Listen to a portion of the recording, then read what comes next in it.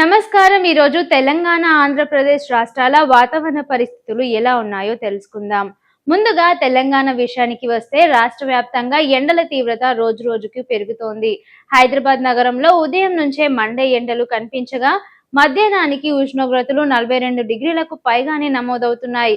ఖమ్మం, నల్గొండ, భూపాలపల్లి, ములుగు జిల్లాలో తీవ్ర ఉష్ణోగ్రతలు నమోదిస్తున్నాయి.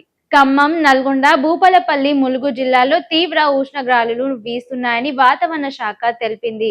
అయితే మరోవైపు సాయంత్రం వేళల్లో కొన్ని చోట్ల ఈదురు గాలులతో కూడిన తేలికపాటి వర్షాలు పడే అవకాశం ఉందని అధికారులు చెబుతున్నారు. హైదరాబాద్ తో పాటు పరిసర ప్రాంతాల్లో రాత్రి సమయాల్లో మబ్బులు కమ్ముకునే అవకాశం ఉంది. ఇక ఆంధ్రప్రదేశ్ విషయానికి వస్తే కోస్తాంధ్ర, రాయలసీమ జిల్లాలో ఎండల ప్రభావం మరింత ఎక్కువగా కనిపిస్తోంది. విజయవాడ, గుంటూరు, కర్నూలు, ప్రకాశం జిల్లాల్లో ఉష్ణోగ్రతలు 45 డిగ్రీలకు చేరుకున్నాయి. దీంతో ప్రజలు అప్రమత్తంగా ఉండాలని అధికారులు చెబుతున్నారు. ఆంధ్ర జిల్లాలో మాత్రం కొన్ని ప్రాంతాల్లో ఉరుములు, మెరుపులతో కూడిన వర్షాలు పడే అవకాశం ఉందని వాతావరణ శాఖ వెల్లడించింది. విశాఖపట్నం మరియు పరిసర ప్రాంతాల్లో ఈదురుగాలులతో కూడిన జల్లులు కురిసే అవకాశం ఉంది. వైద్య నిపుణులు ఏమంటున్నారంటే ఎండ తీవ్రత ఎక్కువగా ఉన్నందున చిన్న పిల్లలు, వృద్ధులు ప్రత్యేక జాగ్రత్తలు పాటించాలి.